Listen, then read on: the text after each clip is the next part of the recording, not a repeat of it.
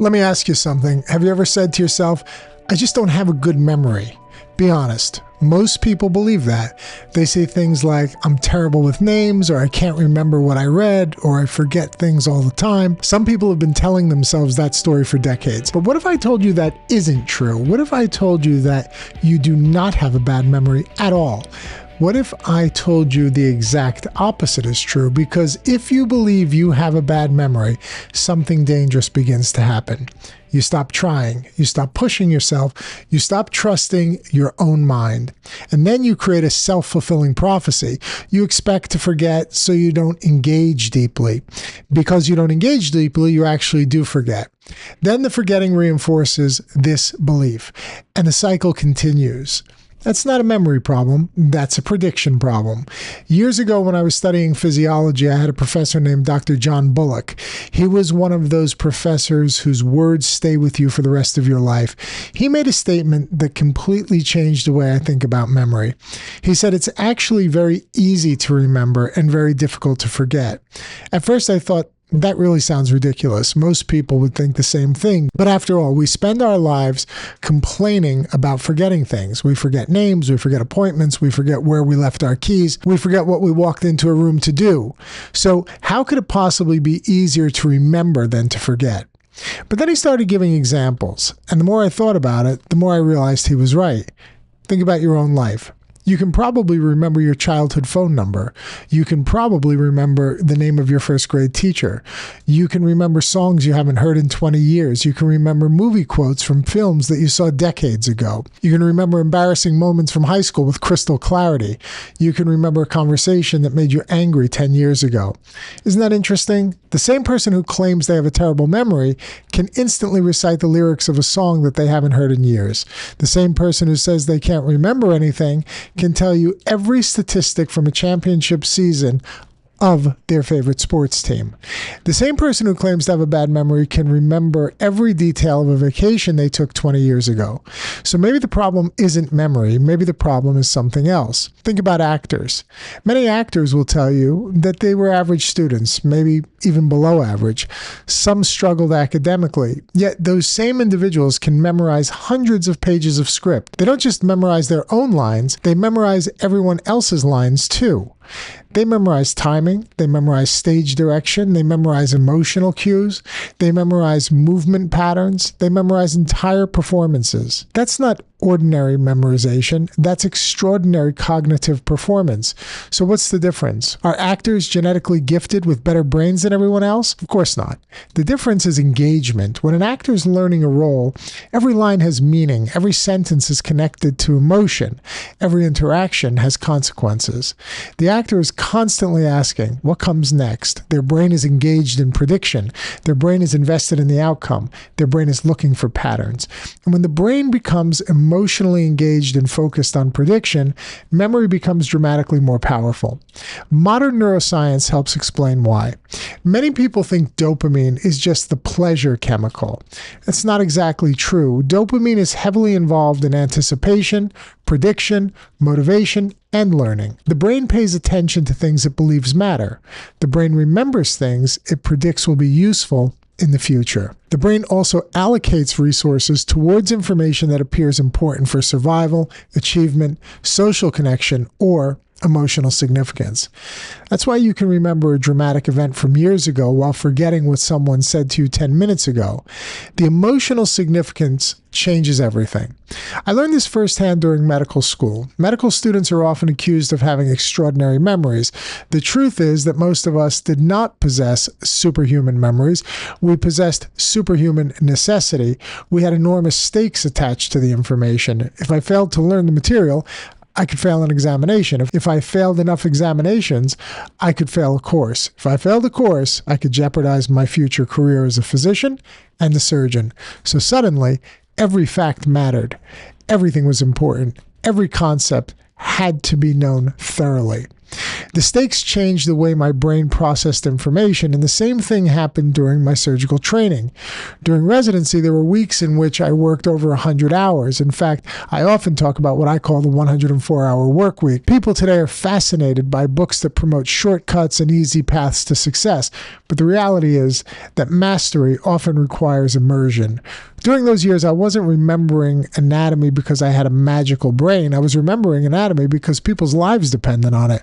When the stakes rise, memory rises. When significance rises, retention rises. Here's something else to think about. Imagine I offered you $100,000 to memorize Shakespeare's King Lear word for word. Not $1 million, not $10 million, $100,000. Would you do it? Of course you would. Most people listening right now would immediately begin calculating how they would accomplish it. They would create a plan. They would schedule study sessions. They would rehearse. They would repeat passages out loud.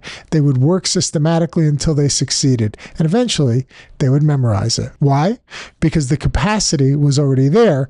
But now, the incentive simply activated it. That realization should change the way you think about yourself. The problem is not that your brain lacks ability. The problem is that you haven't created the conditions that activate that ability. Most people approach learning passively. They read a book, their eyes move across the page, they highlight a few sentences, they turn the page. Then they wonder why they didn't remember anything. But reading is not learning. Exposure is not learning. Repetition alone is not learning. Engagement is learning. Imagine reading a restaurant menu. You can read every item on that menu and forget most of it within minutes because there's no emotional investment. There's no prediction. There's no challenge. There's no meaningful engagement. Now imagine someone tells you that hidden somewhere on that menu is a clue worth $10,000 if you can find it. Suddenly, every word matters. Suddenly, your attention sharpens. Suddenly, your memory improves. The information didn't change. Your engagement changed. This is one of the great misunderstandings of education. People think memory is a storage problem. It isn't. Memory is largely an attention problem. The brain is constantly filtering information. Every second, your senses are receiving enormous amounts of data. If your brain attempts to remember everything equally, it would be overwhelmed. So it prioritizes. It asks one question over and over again. Is this important? Will I need this later? Should I keep this? That's why emotional experiences become unforgettable. That's why significant victories become unforgettable. That's why traumatic experiences become unforgettable as well. The brain is making decisions about future relevance. Think about the most successful people you know. Many of them tend to have incredible memories. But look more closely. What they often possess is intense curiosity. They ask questions, they make connections, they look for patterns, they challenge assumptions. They don't passively consume information. They actively wrestle with it. And when you wrestle with information, you remember it. One of the greatest ways to improve memory is to stop trying to memorize and start trying to understand. Ask questions. Why does this matter? How does this connect to something I already know? How does this work? What are the consequences if this is true? What happens if it isn't? The moment you begin asking questions, your brain shifts into prediction mode. And prediction mode is where learning becomes powerful. So let me give you a practical framework. First, create stakes. Give your brain a reason to care. Second, ask better questions. Curiosity is a memory accelerator. Third, engage actively. Don't simply read, challenge, predict, connect, analyze. Fourth, revisit strategically. Reinforce concepts through meaningful repetition, not mindless repetition. And fifth, teach what you learn. This is the best. Nothing reveals understanding faster than explaining an idea to someone else. And here's the deeper lesson.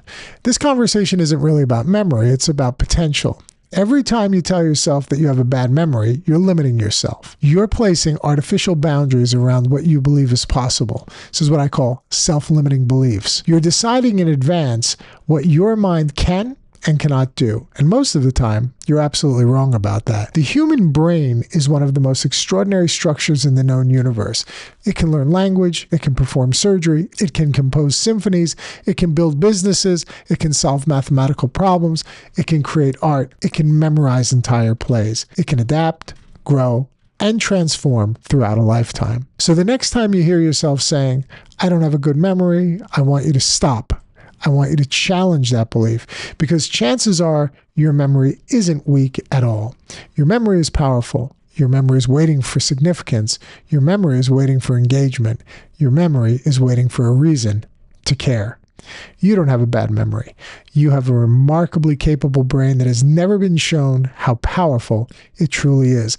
And once you understand that, everything changes. You know, one of the last things I want to leave you with is another feat of memory. It's called forgetting. I challenge you. Go home and say to yourself, I'm going to memorize a number of poems, 5 poems from a book of poetry, and sit down and start working on that. I guarantee within a few hours, forget about days or weeks, you could memorize 4 or 5 lengthy poems. But if I gave you 6 months or a year to forget your address, your name, your social security number, you wouldn't have a chance. There's no way to rid your brain of memories that are really, really solidly implanted in your mind. Getting rid of old information is actually harder than taking on new information. Think about that for a minute. I'm Dr. John Chuback, and I love sharing this material with you. I hope to meet you in person one day at one of my live seminars. Please subscribe to the channel, share it with a friend, and I will see you in my next video.